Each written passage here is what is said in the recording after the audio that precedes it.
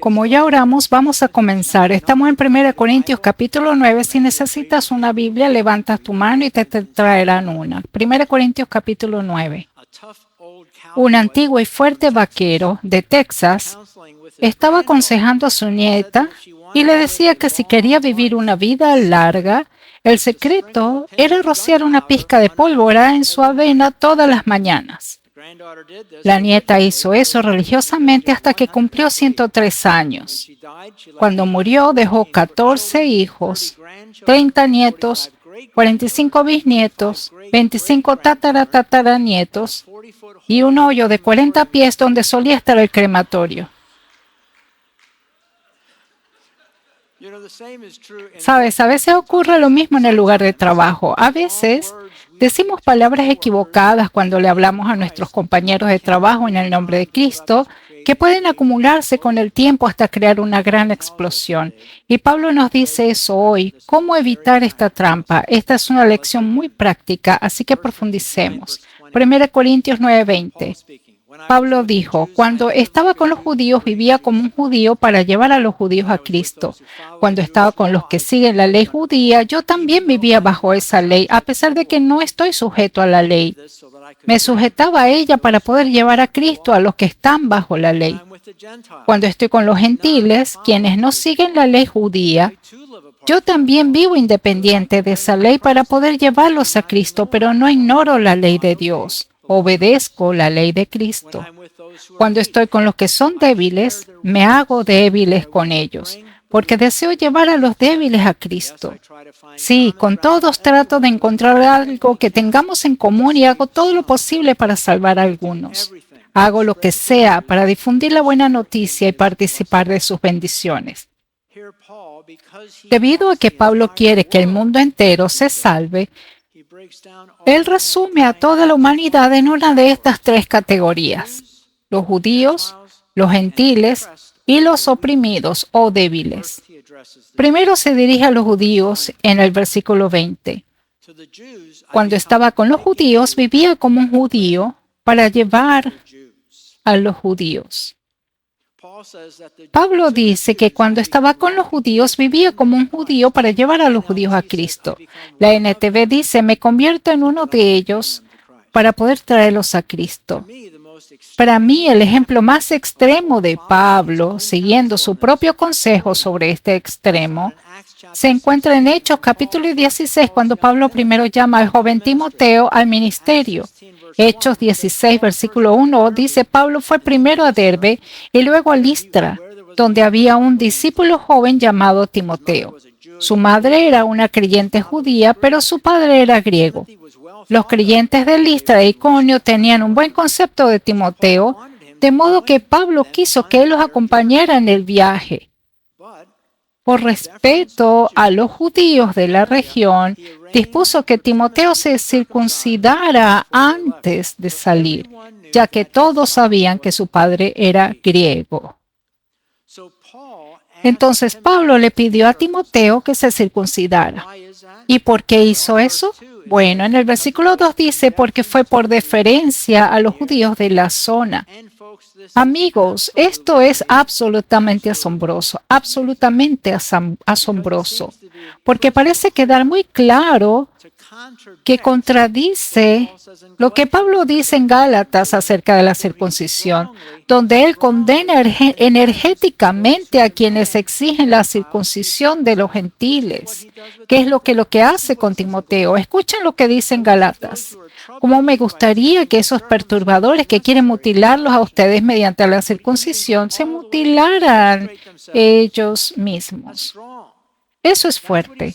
Eso es lo que dice sobre las personas que le dicen a los demás que tienen que ser circuncidados. Y sin embargo, aquí en Hechos, Pablo le pide a Timoteo, un gentil, que se circuncide. ¿Por qué? ¿No es eso una contradicción?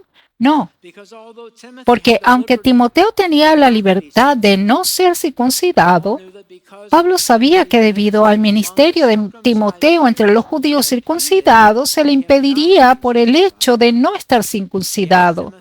Él le pidió a Timoteo que por amor a estos judíos no salvos, permitiera que de tener una libertad de no ser circuncidado, pasar a una libertad superior, llamándolo a ser circuncidado para ganar a los judíos, que es exactamente lo que dice Pablo en el versículo 20. Por favor, escuchen este versículo teniendo a Timoteo como marco de referencia mientras lo escuchan.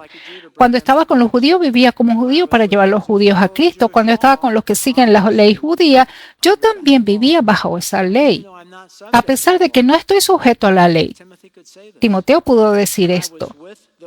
Cuando estaba con los que seguían la ley judía, yo también vivía bajo la ley. Fui circuncidado, aunque no estoy sujeto a la ley. Aunque no lo estaba, necesitaba ser circuncidado. Lo hice para poder traer a Cristo a los que están según la ley.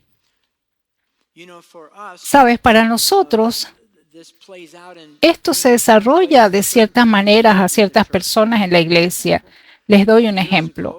Hace algunos años, Sue y yo estuvimos involucrados en la subasta de desastres, que es un proyecto de la iglesia, y nos pidieron que fuéramos a viajar a diferentes iglesias y dar una actualización de 5 minutos sobre de qué se trataba la subasta de ayuda. Y hay algunas iglesias muy conservadoras donde los hermanos no usaban corbatas, y cuando yo iba a esa iglesia me quitaba la corbata en deferencia a lo que ellos creían.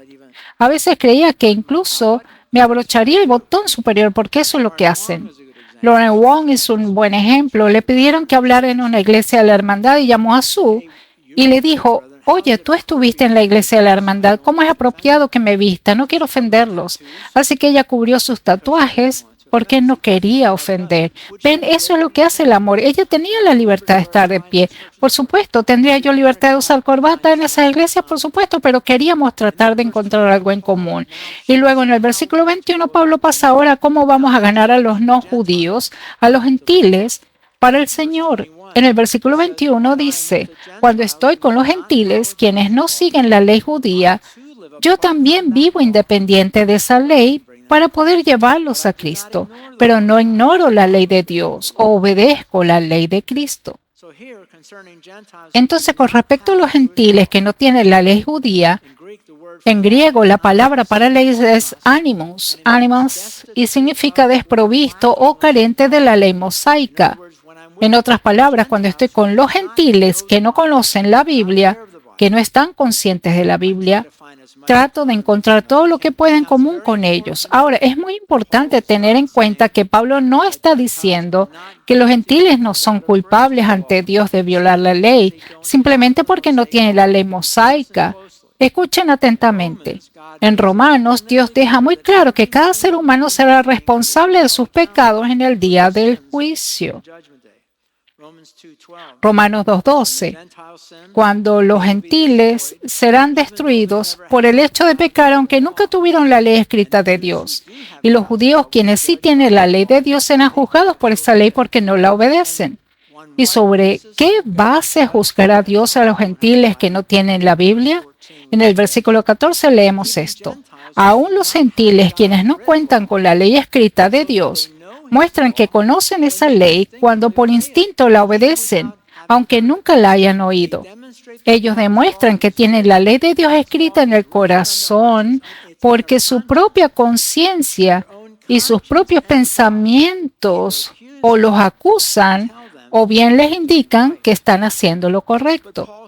Pero Pablo dice en el versículo 21 que trata de encajar en los gentiles tanto como pueda para ganarlos para Cristo.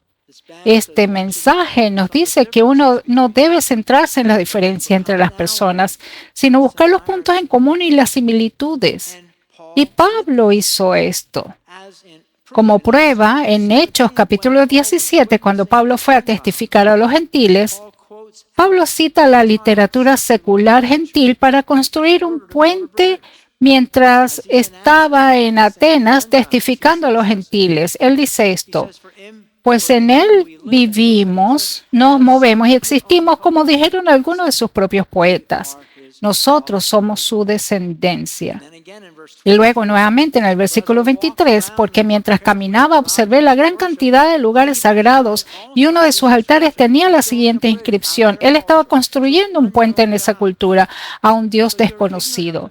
Este Dios a quien ustedes rinden culto sin conocer es de quien yo les hablo. Y observen la diferencia que Pablo señala entre judío y gentil aquí. Pablo dice que cuando estoy con los judíos, guardo la ley para ganar a alguien. Cuando está con los judíos no comería jamón. Pero cuando estoy con los gentiles, dice, cuando estoy con los gentiles hago caso omiso a la ley judía para ganar a alguien. Y entonces, si le ofrecen jamón, se comía un buen bocadillo de jamón con los gentiles. Pero sí, alguien allí tenía como sándwiches de jamón, lo descubrí. En 1 Corintios 9 leemos esto. Cuando estoy con los gentiles, quienes no siguen la ley judía, yo también vivo independiente de esa ley para poder llevarlos a Cristo. Pero no ignoro la ley de Dios, obedezco la ley de Cristo.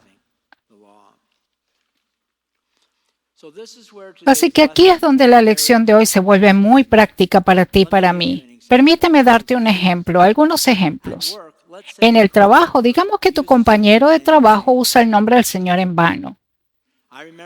Recuerdo que la primera vez que di mi vida a Cristo, un cristiano experimentado me dijo que cuando eso le pasaba en el trabajo, los encaraba y les decía, nunca usen el nombre de mi Señor de esa manera otra vez. Y cuando me dijo eso, pensé, sí, eso suena bien. Así es como se debería hacer. Deberían enfrentarlos. Me gusta eso. ¿Pero es eso lo que Pablo está defendiendo aquí? No. Ven, estoy tratando de encontrar algo en común acuerdo, no algo que divide, porque escuchen atentamente.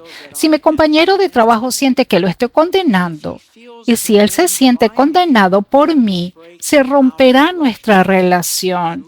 Y escuchen, sin relación no hay influencia. Sin relación no hay influencia. Nunca olvides eso. Hay tantas aplicaciones. Sin relaciones no hay influencias. En ese sentido significa que hay que trabajar para mantener la relación de modo que tengas la influencia, que puedas utilizar esa capital para ganarlos para Cristo. 1 Corintios 5, 9 al 13 dice, por carta ya les he dicho que no se relacionen con personas inmorales. Por supuesto, no me refería a la gente inmoral de este mundo, ni a los avaros, estafadores o idólatras. En tal caso, tendrían ustedes que salir de este mundo, que sería un entorno de trabajo. Ese es el otro lado. Pero en esta carta quiero aclararles que no deben relacionarse con nadie que llamándose hermano sea inmoral o avaro, idólatra, calumniador, borracho o estafador. Con tal persona ni siquiera deben juntarse para comer. Escucha el siguiente versículo. Este es el versículo en el que quiero centrarme. ¿Acaso me toca a mí juzgar a los de afuera de la iglesia? ¿Acaso me toca a mí juzgar a los de afuera de la iglesia? Ahora él mira hacia adentro de la iglesia. ¿No son ustedes los que deben juzgar a los de adentro? Luego mira hacia afuera de la iglesia. Escuchen, Dios juzgará a los de afuera. Dios juzgará a aquellos. No nos corresponde juzgar a los de afuera de la iglesia. Es nuestro trabajo en amor hablar con las personas de la iglesia que están pecando. No es nuestro trabajo hablar con aquellos fuera de la iglesia que están pecando. Ese es el rol de Dios. Y aquí está la razón y el problema subyacente. Hasta que mi compañero de trabajo no se convierta en un creyente y que luego el Espíritu Santo le enseñe, no sentirá convicción sobre estas cosas. Por lo que el objetivo es darle la vuelta a la situación para que llegue a conocer a Cristo como su Salvador. He dicho esto antes, pero cuando construimos nuestra casa no había televisión por cable en el área, no había postes frente a la casa. Pero preparé el cableado en la casa para la televisión. Yo mismo pasé el cable, lo puse en las cajas y estaba todo listo, pero no funcionó porque no había ningún cable afuera en los postes. Preparé los cables, pero no funcionaron. Cada ser humano está preparado para el Santo Espíritu. Cada ser humano tiene un cableado dentro de él que puede tomar el poder del Espíritu Santo y conectarse con él, pero lo que activa ese poder solo se activa cuando reciben a Cristo como su Salvador. Cuando ese interruptor se activa, entonces la convicción del Espíritu Santo entra en ellos, que es el problema subyacente.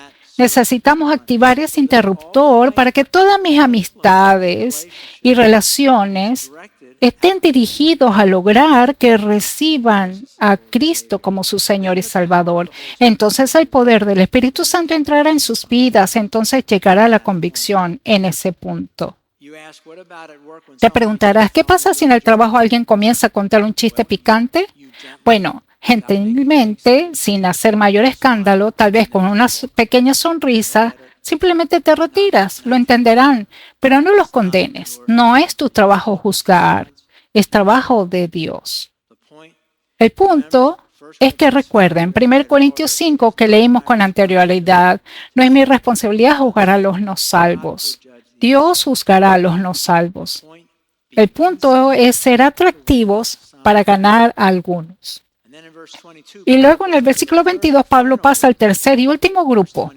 Versículo 22, entre los débiles me hice débil, a fin de ganar a los débiles y llevarlos a Cristo. La palabra clave aquí es débil u oprimido. En 20 traducciones, todas usan la palabra débil. En la CEV dice cuando estoy con personas cuya fe es débil. La palabra griega aquí para débil es astaneis y significa falta de discernimiento, falta de toma de decisiones sobre cosas ilícitas e lícitas, falta de discernimiento, falta de decisión sobre lo que es lícito e ilícito para Dios.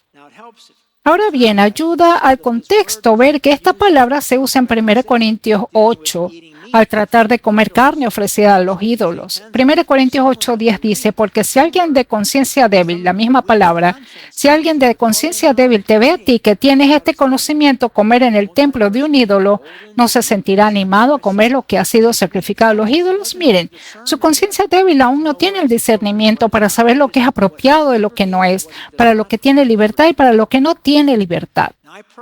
Ahora, yo personalmente creo que Pablo se refiere aquí a aquellos que son recién salvos o aún son creyentes inmaduros, legalistas, de quienes la Biblia describe consistentemente como débiles en la fe.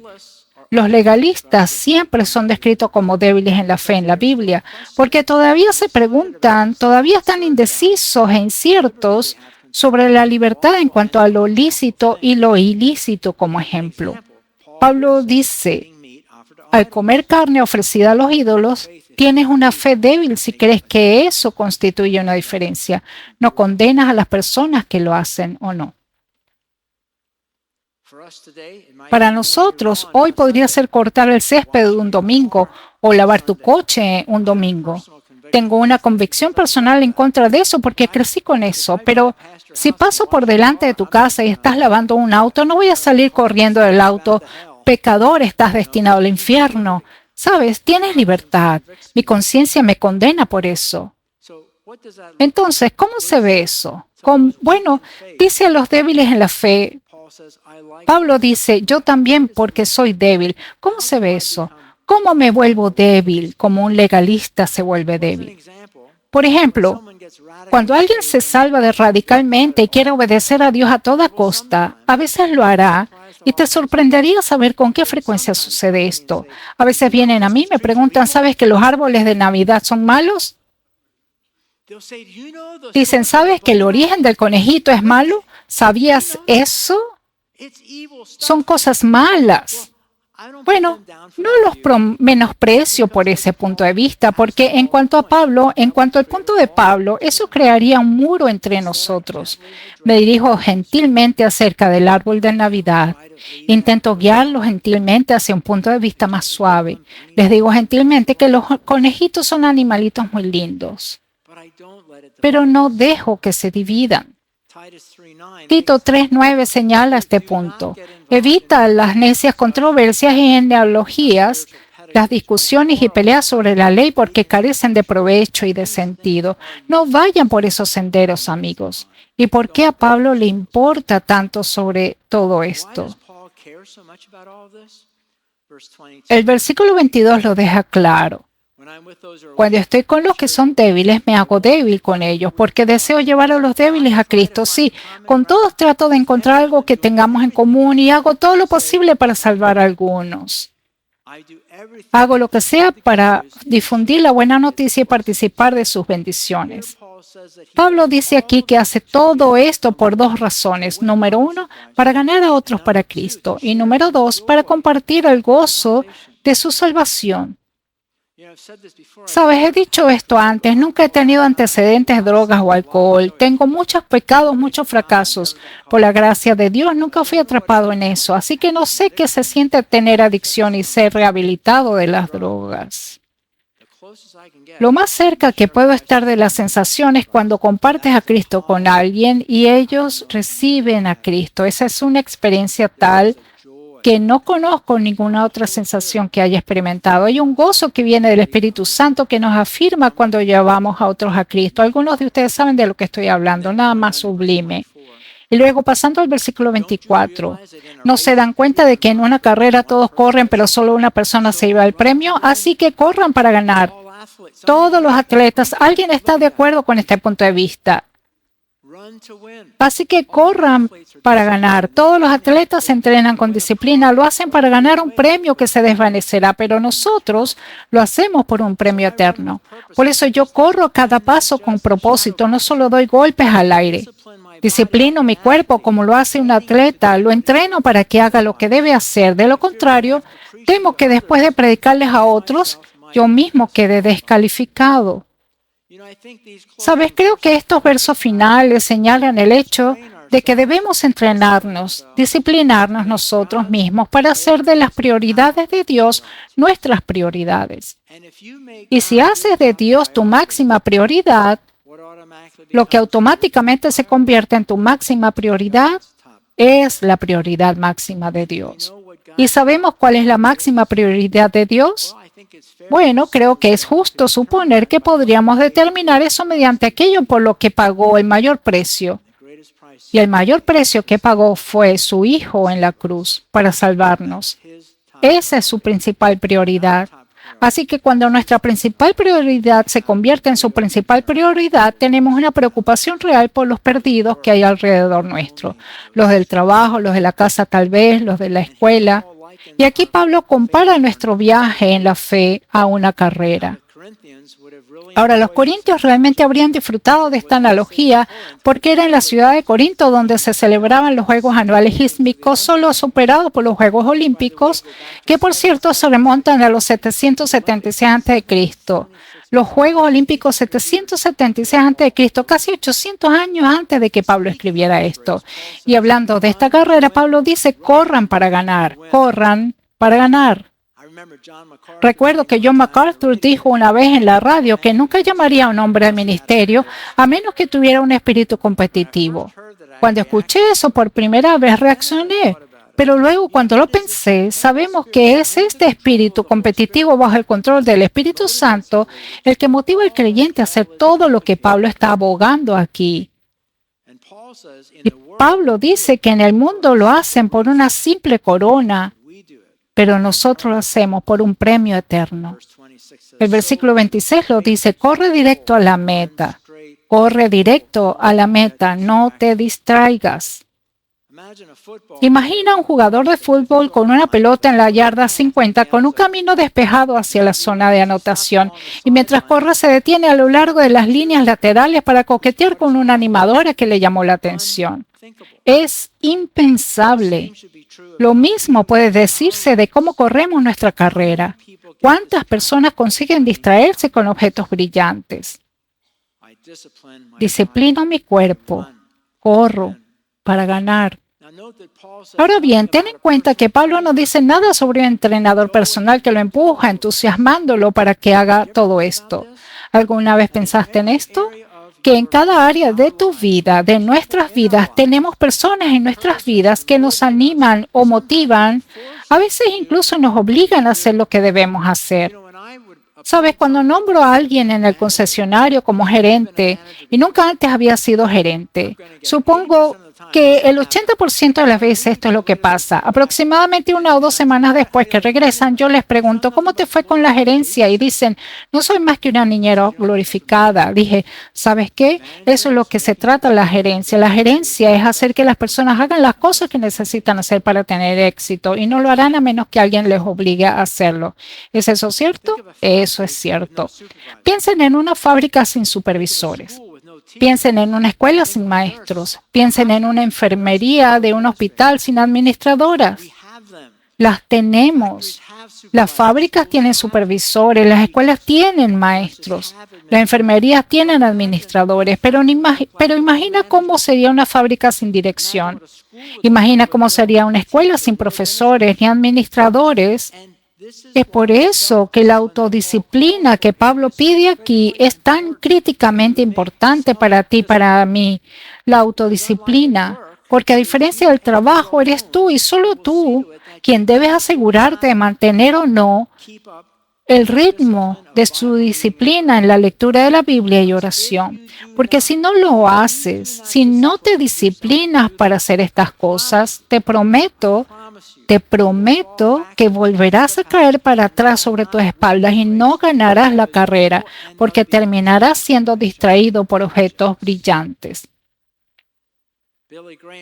Billy Graham dijo, lo que saca a los pastores son el orgullo, el dinero y la inmoralidad.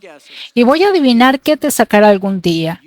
Si no te disciplinas, es el orgullo que lleva a algo, el dinero que lleva a algo y lo inmoral que lleva a algo. Y creo que esto es exactamente lo que Pablo está señalando en sus palabras finales en el versículo 27. Disciplino mi cuerpo como lo hace un atleta, lo entreno para que haga lo que debe hacer. De lo contrario, temo que después de predicarles a otros, yo mismo quede descalificado. Entonces, ¿cómo se aplica la lección de hoy en mí? Voy a centrarme solo en una cosa, porque es de vital importancia para ganar a otros para Cristo. La semana pasada en nuestra estación de radio escuché durante mucho tiempo al pastor de Calvary Chapel hablar acerca de cuando fue salvo por primera vez y que lo despidieron de 4 trabajos seguidos debido a su palabra y celo por Dios. Él trabajó en la construcción. La construcción es un mundo determinado. Trabajaba en la construcción y continuamente les decía a sus compañeros de trabajo no salvos cómo sus vidas ofendían tanto a él como a Dios, que vivían en pecado con sus novias y que necesitaban dejarlo. Los condenó por beber todos los fines de semana y vaya que no les agradaba. Dijo que en una ocasión estaban en el trabajo y que uno de sus compañeros de trabajo se enojó tanto con él que al poner el enmarcado de la pared cuando la estaba colocando en una segunda historia y se enojó tanto que simplemente la empujó hasta el borde y la destruyó. Dijo, a mí también me despidieron de ese trabajo. Ahora recuerda, aquí está la conclusión. Hasta que ese interruptor se levante, hasta que sean salvos, no se sentirán culpables ni condenados por nada de lo que les digas. Por lo tanto, el objetivo es encender ese interruptor, hacer que se salven, que obtengan el poder de convicción del Espíritu Santo fluyendo a través de ellos. Y algunos de ustedes saben cuán cierto es esto. Entonces los oirás decir cosas como estas, ¿sabes? De repente me siento mal por cosas que las que nunca me sentí mal. ¿Qué es eso? Ese es el Espíritu Santo. Sue y yo nos involucramos en un estudio bíblico hace tiempo al norte del Líbano, una zona difícil. Me encanta ese estudio bíblico, me encantaba esa iglesia, me encantaba por la misma razón. Y le digo a la gente que tenemos una audiencia de cultura tan diversa, simplemente me encanta tanto que les digo que es como cuando llego a casa del estudio bíblico, cuando llego a casa de la iglesia me siento como si estuviera en Baskin Robbins y tuviera todos los 33 sabores en mi boca al mismo tiempo. Me encanta eso, me encanta eso. Una noche de estudio bíblico había una mujer que ganaba dinero en las noches haciendo cosas que las mujeres no deberían hacer por dinero. Necesito hacer un dibujo, ¿entienden lo que estoy diciendo? Ella fue salva y fue muy sincera. Tengo tantos recuerdos maravillosos. Ella regresó un par de semanas más tarde al estudio bíblico y ella dijo que tenía una pregunta. Dijo, hago cosas que solía hacer y ahora me molestan. ¿Qué onda con eso? Y dije, bueno, ¿qué onda con eso? Es que el Espíritu Santo ahora está trabajando dentro de ti, creando diferentes deseos dentro de ti porque Él quiere bendecirte. Esto no se trata de quitarte la alegría, se trata de darte la alegría real. Pero algunas de esas viejas cosas tienen que irse y Él te las quitará y te llenará de una alegría mucho mayor de la que jamás pensaste que podrías conseguir en otros lugares y su vida cambió.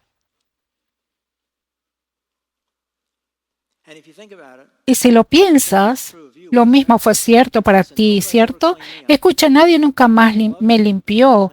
La gente me ama, pero ellas no me limpiaron. Es el Espíritu Santo el que nos limpia. ¿Sabes? Lo que nos gustaría tener aquí es una cultura donde la gente llegue y se sienta amada y aceptada donde está. Y luego dejamos que el Espíritu Santo los martille con la palabra, ¿cierto? Porque escuchen. Cuando el Espíritu Santo martilla a las personas, nunca se sienten condenadas. Se sienten convencidas, nunca condenadas. Si trato de asumir el papel del Espíritu Santo, se sentirán condenadas. No quiero que se sientan condenados. Quiero que se sientan amados por mí y que tengan el Santo Espíritu que los convence. Así que hagan de Dios la prioridad número uno, su prioridad. Traten de encontrar tanto en común con las personas que puedan ganarlas para Cristo. Y escuchen, sean atractivos para ganar algo. Sean atractivos para ganar algo. Concluyamos en oración. Padre, la verdad es que nos has coreografiado cuidadosamente en la vida de las personas, en el trabajo, tal vez vecinos. No es casualidad. Y el objetivo principal que queremos lograr a través de nuestro trabajo no es el trabajo que nos has dado para hacer allí.